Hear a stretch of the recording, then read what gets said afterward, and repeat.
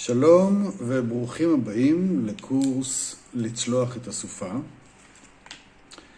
שמי פינקי פיינשטיין, אני פסיכיאטר, מוסמך, רשמי וכל הקשקושים הפורמליים, אבל אני לא פסיכיאטר רגיל ברמה של התפקוד המקצועי שלי, כלומר יחד עם העבודה הרגילה כפסיכיאטר פרטי, עיקר עבודתי זה ביצירת קורסים לריפוי עצמי, יצירת קורסים לשינוי תודעה לכיוון חיובי, לשם שינוי.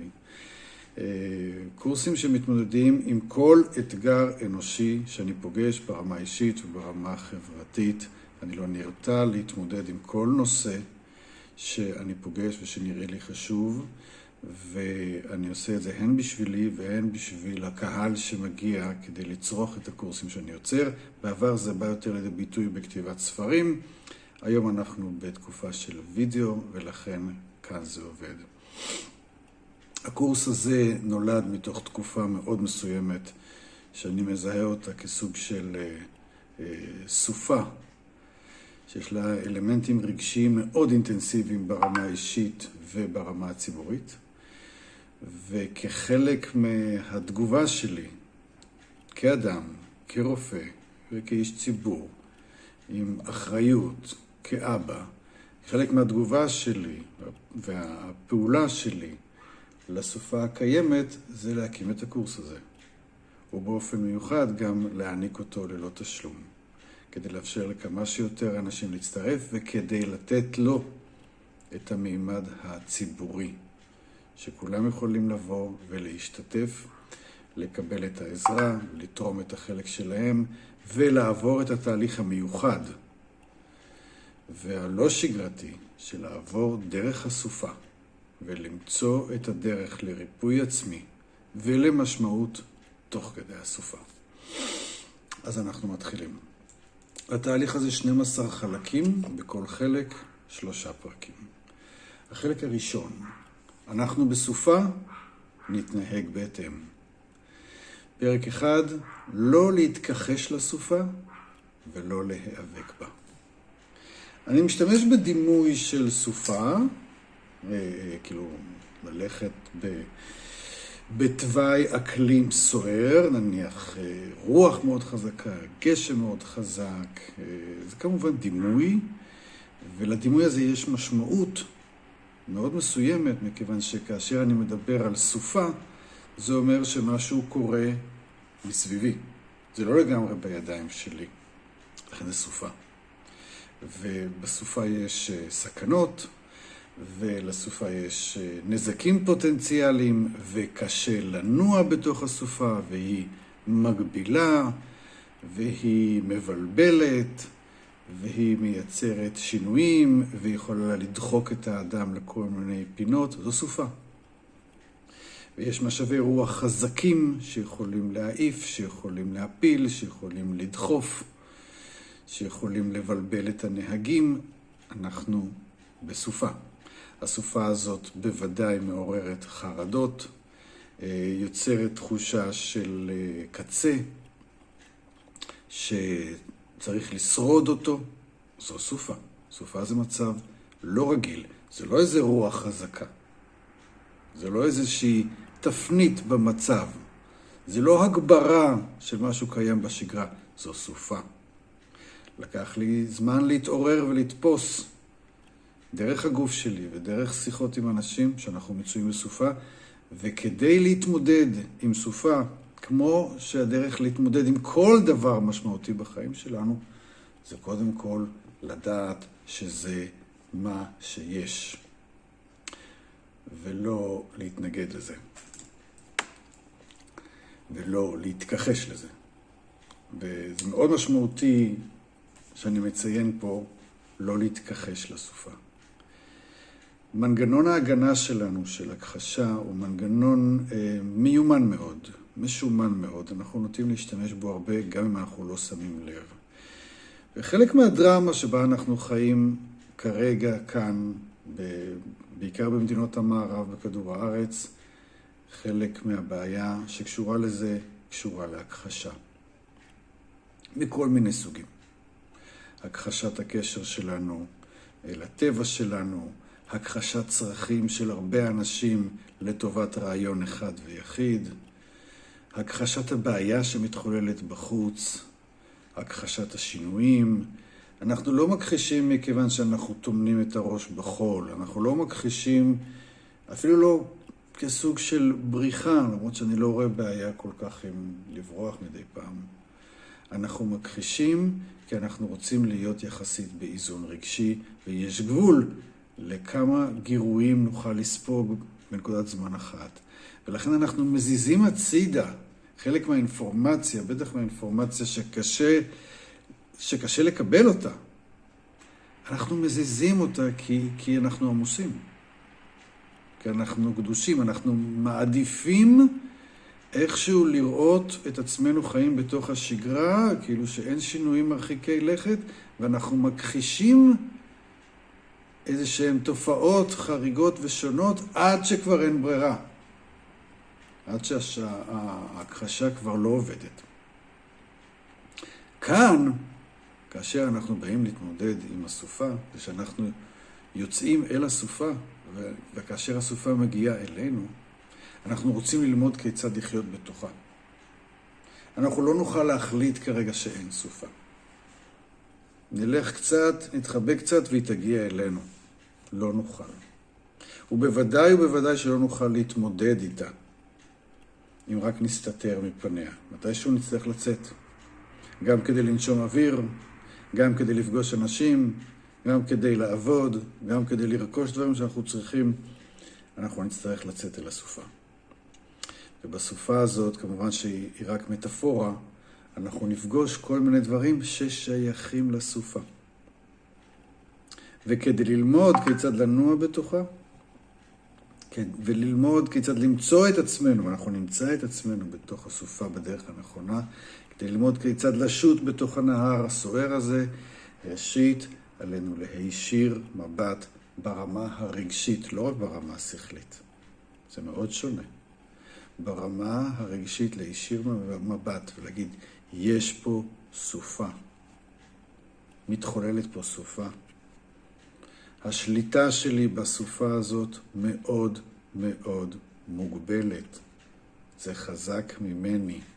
יש הרבה גורמים שקשורים לסופה, שמפעילים אותה, שמתחזקים אותה, שמטפחים אותה, שהופכים אותה ליותר סוערת וליותר מסוכנת. אם אנחנו במטאפורה של סופה, של מזג אוויר, אז זה פשוט מגיע, ומי שחי בארצות מסוימות באמת חווה מדי פעם טורנדו והוריקן, סופה. מה שיש לנו פה זה די כסף קטן. וזו הסופה, והיא חזקה, והיא מטלטלת, והיא פורצת, והיא עוקרת. ואני לא אומר את זה כדי להפחיד, חס וחלילה. אני אומר את זה כדי שנעשה את ההתאמה בין מה שיש לבין מה שאנחנו רואים. יש סופה. ואני שוב אומר, יש לנו בני האדם נטייה ברורה, וככל שאנחנו יותר מפותחים, הנטייה הזאת הולכת וגוברת, להיות בהכחשה, להקטין את הסיטואציה, לא לייחס לה יותר מדי חשיבות, לנסות לעקוף אותה, לנסות לתת לה שמות אחרים, לעמעם את הסיפור המלא, כי קשה לנו להכיל את זה. לי לקח זמן לתפוס שמתקיימת פה סופה, עד שהגוף שלי התחיל לדבר איתי, לפני שבוע. פתאום אני לא יכול לישון. לילה אחרי לילה אחרי לילה, יש אנרגיה חדשה שמתרוצצת בתוכי, אנרגיה שטובעת יותר תשומת לב, יותר נוכחות, יותר ציבוריות. משהו קורה כאן עם הרבה עוצמה. משהו תוסס ומחייב תשומת לב, מחייב מבט, מחייב צעדים חדשים, מחייב התארגנות מחודשת, מחייב עריכה מחודשת של סדרי עדיפויות. כבר אי אפשר לשבת בבית ולהתעלם ולהגיד שזה לא קיים. זה לא אומר שכתגובה לסופה כולם צריכים לעשות משהו מאוד מאוד מסוים. אבל זה כן אומר שכל אחד צריך להתארגן לסופה שלו. ולפני שהוא מתארגן פיזית, עקרונית, מה הוא עושה, מה הוא לא עושה, הוא קודם כל צריך לשים לב, בלב שלו, שהוא הגיע להסכמה ולהכרה, שהוא בסופה. ולמה קשה להגיע למסקנה הזאת?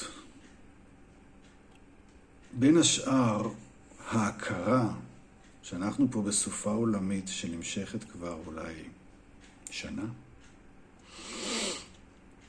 ללא קשר לעמדות שלנו לגבי זה או לגבי איך מטפלים בזה, ישנה סופה, יש הרבה חרדה, יש הרבה אי-ודאות, יש הרבה זעם.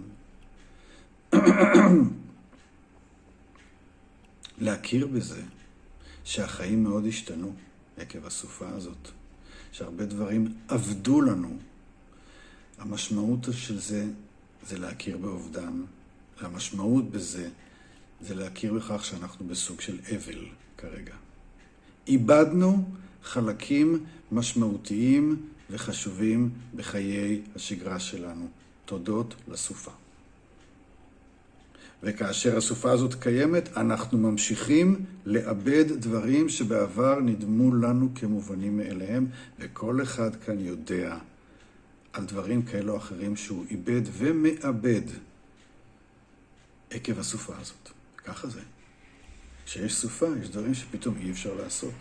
וגם יש דברים שנהרסים. ויש דברים שמפסיקים לתפקד. והרשימה פה ארוכה. זה לא רק אצלנו היחידים, זה ברמה העירונית, ברמה המדינית. הרבה אנשים סביבנו נפגעו ולעיתים באופן בלתי הפיך. יש אנשים שאיבדו את חייהם. יש לנו הרבה מה להתאבל. החיים נכנסו לסוג של כשל. לא חשוב כרגע באיזה רמה, אישית, משפחתית, עירונית, ממשלתית. יש כאן סוג של כשל. אם היה לנו סוג של אמון בחוויה של אני חלק ממערכת של חיים, של תפקוד, של התמודדות, של מענה לבעיות, משהו פה קרס. ואיננו. ואנחנו בתוך הסופה. השלטון לא נותן מענה. יש חוסר אמון מתגבר במערכות שונות, בירוקרטיות, רפואיות, כל מיני דברים נהרסים ומתפרקים לנו מול העיניים. ולזמן מה אנחנו לא יודעים בדיוק במה להאחז, לאן לפנות, על מי לסמוך, במי לתת אמון, זו הסופה. והסופה הזאת, לכן, היא פירושה אובדן. היא פירושה זמן של אבל, וזה כואב, וזה עצוב.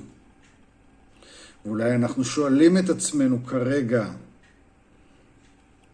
מהו הדבר שאנחנו משאירים לילדינו? מה המשמעות של כל זה לטווח ארוך? אולי אנחנו כרגע לא עסוקים בזה. בכל מקרה, אנחנו נמצאים בעיצומה של בעיה שלקחה מאיתנו לא מעט דברים חשובים. ומכיוון שזה כואב, ומכיוון שהכאב הזה והאובדן הזה גורמים לנו לסוג של אבל, יש לנו לא מעט סיבות להכחיש את זה. כי קשה לנו להיות בכאב. קשה לנו להכיר בכך שמשהו פה מת. משהו קרס. משהו כבר איננו. זה לא אומר שלא יצמח משהו טוב מזה. אנחנו פה בשביל לדאוג שיצמח משהו טוב מזה. אבל אולי מה שיצמח מזה כבר לא יהיה מה שהיה קודם, אלא משהו לגמרי אחר. ואולי הסופה הזאת הורסת כדי שאנחנו נבנה דברים בצורה חדשה. אבל עד שזה יקרה, אנחנו נצטרך קצת להתאבל על מה שהלך, מה שאיננו. ברמה הרגשית, ברמה הסביבתית, ברמה החברתית. אז, ככה אנחנו יוצאים לדרך. ככה אנחנו מסתכלים לסופה בעיניים כדי שנוכל להתחיל לצעוד בתוכה, ואנחנו רוצים לראות את האמת הרגשית שיש בתוך הסופה. וזה לא נעים. סופה זה דבר לרוב קשה להתמודדות, אבל אנחנו פה בשביל זה. אנחנו פה ביחד, אנחנו קבוצה גדולה, אנחנו נתמוך זה בזה, אנחנו נבטא דברים שאנחנו מרגישים, ואנחנו נקבל הד חיובי שיעזור לנו לצמוח מזה. אבל קודם כל צריך לתת לאמת לצאת. כי אם אנחנו לא מוצאים את האמת, אנחנו לא יכולים לטפל בדבר, אנחנו לא יכולים להסתגל לדבר, אנחנו לא יכולים לגבש אסטרטגיות חדשות, אנחנו תקועים בעבר שכבר איננו. אז ברוכים הבאים לסופה. אני רק לאחרונה ממש קלטתי שזה מה שיש, ולכן הקמתי את הקורס הזה. ואתם מוזמנים לצעוד איתי ב36 פרקים, בתהליך שאנחנו נמצא את דרכנו בתוך הסופה, דרכנו היצירתית, עם הכאב והאובדנים שבפנים, כדי שנוכל לעשות מהסופה הזאת, לבסוף בעתיד, טרנספורמציה, ולהיוולד ממנה מחדש. תודה וברוכים הבאים.